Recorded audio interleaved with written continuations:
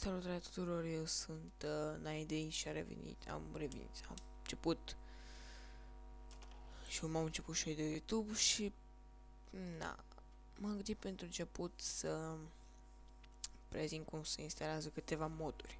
Da, un mod destul de căutat de toată lumea, în special ar fi Optifine-ul, la care îl am aici, așa, Ray Minimap-ul, Timber modul și un mod foarte fain care mie îmi place, X-Ray mod.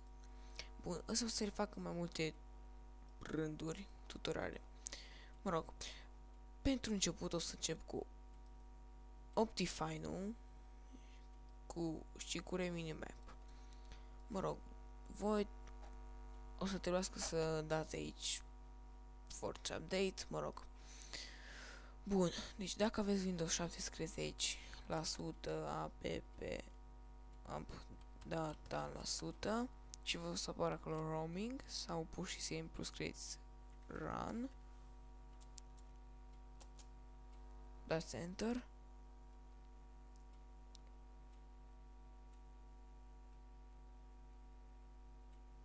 Ce? Mă rog. Un lol. Uite asta. Și o să fac aici. Scrieți voi la 100 pe data la 100 și gata. Da, de aici intrați în Minecraft. Wow. Mă rog. Intrăm în bin. Deschidem Minecraft jar. Open with mirror archive sau 7zip, tot acolo e. Aproape. Deci, pentru început se șterge meta-info. Așa. Bun. Deci, începem cu Optifine-ul.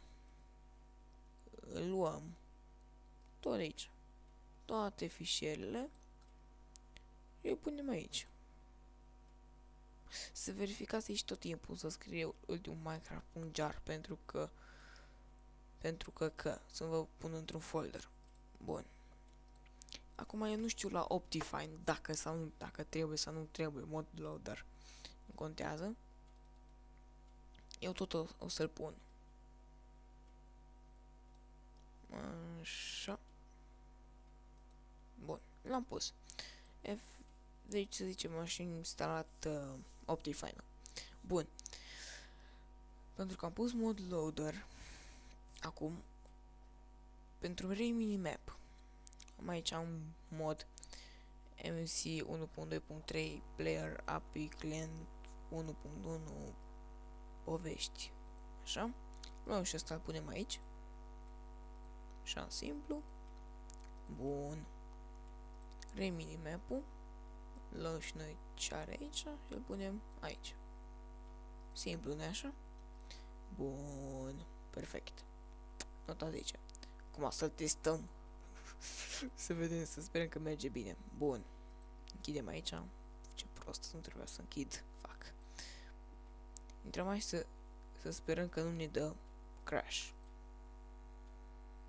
Te rog.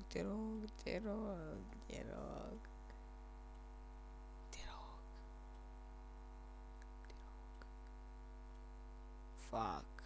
Ba nu. Yes! Bun. Nu ne-a dat crash. Intrăm într-un new world, mă rog. Așteptăm.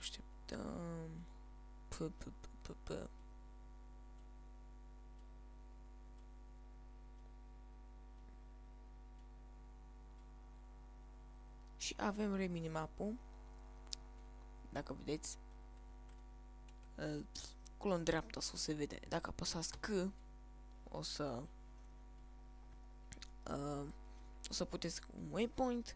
Apăsați M pentru setări și dacă vreți să punem aici, apăsați aici waypoint. Știți și vă arată câte a spus. Mă rog, apăsați iar M. Acum, dacă apăsați X. Nu. Da, o să trebuiască să umblați voi la setări să X o să vă arate o mapă mare, am pus-o pe V. Vedeți? Asta da, la voi dacă apăsați X o să vă apară așa. La mine nu e cazul. Numai dacă vreți și cumva X-Ray modul care o să mi-l pun. Atunci dacă apăsați X o să vă apară minerele. O să vedeți voi.